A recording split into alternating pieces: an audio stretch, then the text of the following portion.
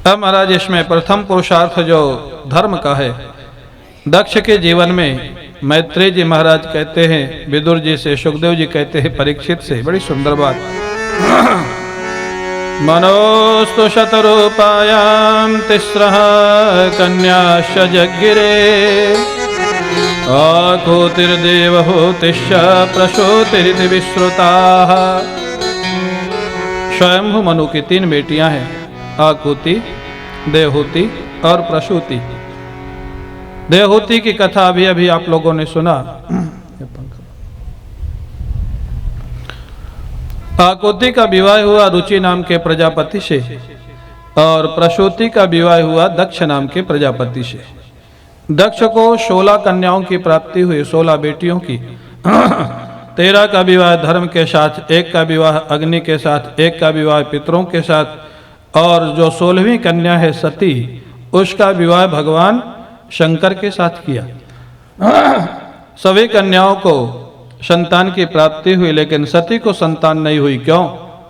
बोलो, युवा अवस्था में सती ने अपने पिता के घर में शरीर का परित्याग कर दिया, जीवन समाप्त कर दिया। राजा परीक्षित ने पूछा, महाराज कोई बेटी का जीवन ससुराल में समाप्त हो जाए तो समझ में आता है ससुराल वालों ने परेशान किया होगा, लेकिन किसी बेटी का जीवन अपने पिता के घर में समाप्त हो जाए तो क्वेश्चन मार्क होता है। क्या पिता भी ऐसा होता है जो बेटी के लिए ऐसा काम करे जो बेटी जीवन समाप्त कर दे? माने सामान्य रूप से नहीं, हाँ, सुसाइड जिसको बोलते, आत्महत्या, जीवन दे देना, ये ससुराल में तो संभव है, लेकिन पीहर, पिता के घर को क्या बोलते हैं यहाँ पर? हाँ, पीहर ही बोलते हैं ना। पिता के घर में, पीहर में अगर जीवन समाप्त हो जाए बेटी का तो बड़े आश्चर्य की बात है। ऐसा क्या हुआ था? पूछा महाराज। राजा परीक्षित ने, सुखदेव जी महाराज सुनाते हैं, पुरा विश्वसृजां सत्रे समेता परमर्षयः तथा मर्गणा सर्वे सानुगा मुनयोग्नयः। पुराने समय की बात है। दक्ष जो है देवताओं के सभापति थे। सभापति आप लोग जानते हैं, अध्यक्ष, प्रेसिडेंट। हाँ, देवताओं की सभा के प्रेसिडेंट, अध्यक्ष थे महाराज दक्ष। और बहुत बड़ी सभा बुलाई गई थी।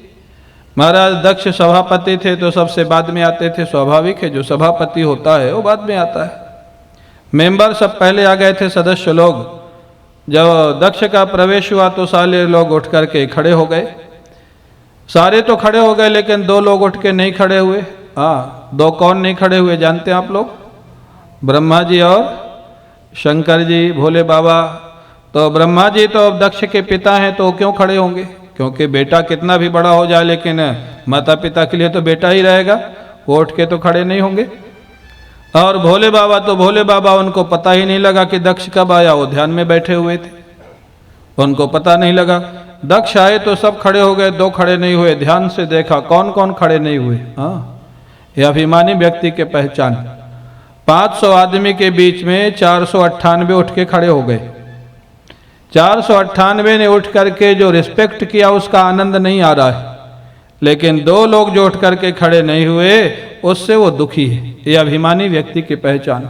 2 नहीं उठे, बाकी सब उठे। अरे 500 में 498 उठ गए तो खुश होना चाहिए कि दुखी होना चाहिए? क्या होना चाहिए भाई? खुश होना चाहिए। अरे 2 नहीं उठे, नहीं उठे कोई बात नहीं, 2 ही तो नहीं उठे, लेकिन वो 498 का आनंद नहीं ले सका, 2 के लिए दुखी हो गया। आपका जीवन तो ऐसा नहीं है ना। बहुत कुछ अच्छा हुआ उसका आनंद लो, थोड़ा बहुत गड़बड़ हुआ उसके प्रति दृष्टि मत डालो। हाँ, जो हो रहा है होगा ही, ऐसे ही दुनिया चलती है, ऐसे ही समाज चलता है। उसको इग्नोर करो, हाँ, अनदेखा करो। लेकिन अभिमानी व्यक्ति अनदेखा नहीं कर सकता है। और ध्यान से देखा ये कौन लोग हैं जो बैठे हैं, 2 उठ करके खड़े नहीं हुए। एक देखा तो उन्हीं के पिता ब्रह्मा जी, उनको क्या बोले? पिताजी अब नहीं खड़े हुए तो क्या बोले? कुछ कह नहीं सकते। दूसरा देखा तो भगवान शंकर दक्ष के जमाई, जामाता, दामाद, क्या बोलते हैं यहाँ पर? हाँ, जमाई, जमाई बोलो, दामाद बोलो, जो भी बोलो। हाँ, दक्ष ने देखा ये मेरा जमाई, जमाई बेटे के जैसा होता है और पिता के आने के बाद बेटे को खड़ा होना चाहिए। ये मेरा जमाई हो करके भी मेरा सम्मान नहीं किया, खड़ा नहीं हुआ। हाँ, ये तो बहुत उद्दंड है। ये बहुत महाराज बहुत अपशब्द बोला दक्ष ने। ये बूढ़े ब्रह्मा के कहने से मैं अपनी बेटी का विवाह इसके साथ कर दिया, ये तो विवाह लायक था ही नहीं। न इसके पास घर है, न इसके पास अच्छे कपड़े हैं, न इसके पास कोई आभूषण है। क्यों, बात सही है ना? जो बात कह रहा है वो सही है, लेकिन नहीं है ऐसा नहीं है, वो रखते नहीं है, वो अलग बात है। भोले बाबा के पास घर नहीं है, कैलाश में रहते हैं या स्मशान में रहते, कपड़े नहीं है, बागंबर पहनते हैं। अब महाराज कोई व्यवस्था नहीं है तो वो रखते नहीं है कि है नहीं? क्या सच्चाई क्या है? रखते नहीं है। ओ महापुरुष हैं, आनंद लेते हैं। ये व्यवस्था में ज्यादा आनंद नहीं है इसलिए कुछ रखते ही नहीं। लेकिन जिसकी दोष बुद्धि हो जाती है वो महाराज गुण में भी दोष देखता है। ओ दक्ष कहता है इसके पास कुछ है नहीं, न स्वरूप ठीक है, न कपड़े ठीक है, न इसके पास मकान है, न कोई व्यवस्था है। अरे इसका तो विवाह होना ही नहीं चाहिए था।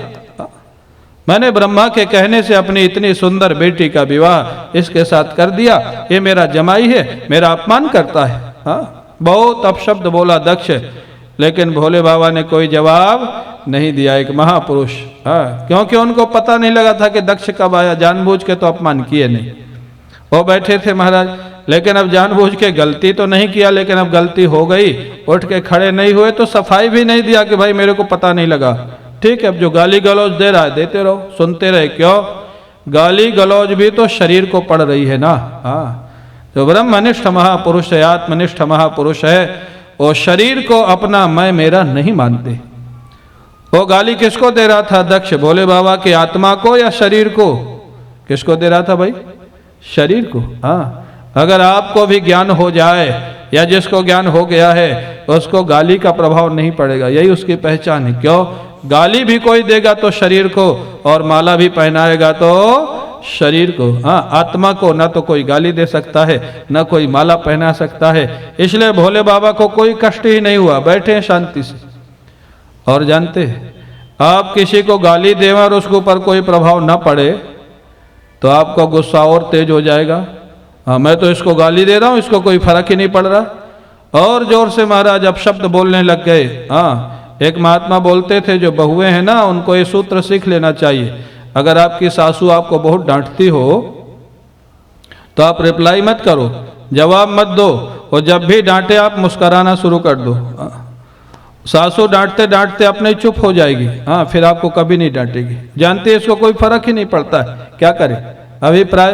तो महाराज भोले बाबा वो जानते शरीर को गाली दे रहा है, कोई जवाब नहीं दे, बैठे बैठे मुस्कुरा रहे। दक्ष को और गुस्सा आया, बोले देखो आज के बाद कोई भी यज्ञ होगा सभी देवताओं को हिस्सा मिलेगा, लेकिन शंकर जी को हिस्सा नहीं मिलेगा। भोजन बंद कर दिया शंकर बाबा का, भोले बाबा का।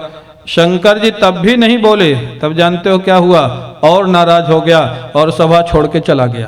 क्या करे, जब कोई प्रभाव ही नहीं और आपने भाग गया। सभा छोड़ के चला गया, वो तो चला गया, शंकर जी कोई जवाब दिए नहीं। लेकिन शंकर जी के जो प्रधान गण है, कौन है प्रधान गण जानते हो? नंदीश्वर। नंदीश्वर ने महाराज वो बदला देना शुरू किया। ए मूर्ख दक्ष, बहुत देर से तो मैं कर रहा था, मैं इनका ससुर, मैं सभा का सभापति, और बिना कारण भोले बाबा को शाप दे दिया।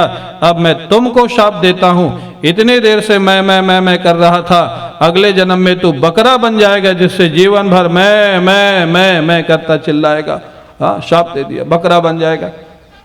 अब महाराज और जितने लोग थे ना वहाँ ब्राह्मण लोग बैठे थे ना, दक्ष के यहाँ वैदिक लोग ब्राह्मण लोग, नंदीश्वर ने उनको भी शाप दे दिया। बोले जितने लोग दक्ष के यहाँ अनुष्ठान कर रहे हैं इन पंडितों को भी मैं शाप देता हूँ, इनकी को भी विद्या ज्ञान नहीं होगा, इनकी विद्या खाली जीविका के काम आएगी, इनको ज्ञान कभी नहीं होगा। ये ब्राह्मणों को शाप दे दिया। ब्राह्मण लोग नाराज हो गए, हमने क्या किया, हमको क्यों शाप दे दिया। ब्राह्मण लोगों के जो आचार्य थे भृगु उठे, भृगु ने शंकर जी को शाप दे दिया, शंकर जी के भक्तों को शाप दे दिया। जितने शंकर जी के भक्त होंगे सब पाखंडी हो जाएंगे। पाखंडी माने बोले महाराज दिखावा ज्यादा करेंगे, बम बम बोलेंगे, कोई भांग खाएगा, कोई गांजा पिएगा और शंकर जी का नाम लेगा। अरे शंकर जी कहते हैं क्या गांजा पियो, शंकर जी कहते हैं भांग पियो? नहीं, शंकर जी नहीं कहते धतूरा खाओ, भांग खाओ, शंकर जी के नाम पे। शंकर जी तो जहर पी गए थे, वो पिया क्या कभी आपने? अगर शंकर जी जो करते हैं वो सब करना है तो जहर भी पियो ना, हाँ, कि शंकर जी का प्रसाद है, नहीं, ये अपनी। तो बोले जितने शिव भक्त हो जाएंगे थोड़ा दिखावा हो जाएगा, बड़ी बड़ी जटाएं, हड्डियों की माला, भभूति, ये सब महाराज दिखावा हो जाएगा। ये भी एक शाप है, हाँ, शिव भक्तों के लिए। दोनों जगह वो शाप थोड़ा थोड़ा दिखाई दे रहा है, थोड़ा थोड़ा पंडितों में भी दिखाई दे रहा है और थोड़ा थोड़ा शंकर जी के भक्तों में भी दिखाई दे रहा है। हाँ, दिखावा ज्यादा रहता है। शंकर जी ने देखा अब यहाँ तो शापा शापी शुरू हो गई। हाँ, जहाँ ज्यादा झगड़ा शुरू हो जाए वहाँ ज्यादा रुकना नहीं चाहिए, जितना रुकोगे उतने झगड़ा बढ़ेगा, इसलिए वहाँ से हट जाना चाहिए। शंकर जी ने अपने गणों को समेटा, बोले चलो कैलाश हो गया यज्ञ, अब चलो यहाँ से। हाँ, सबको ले गए, कैलाश गए।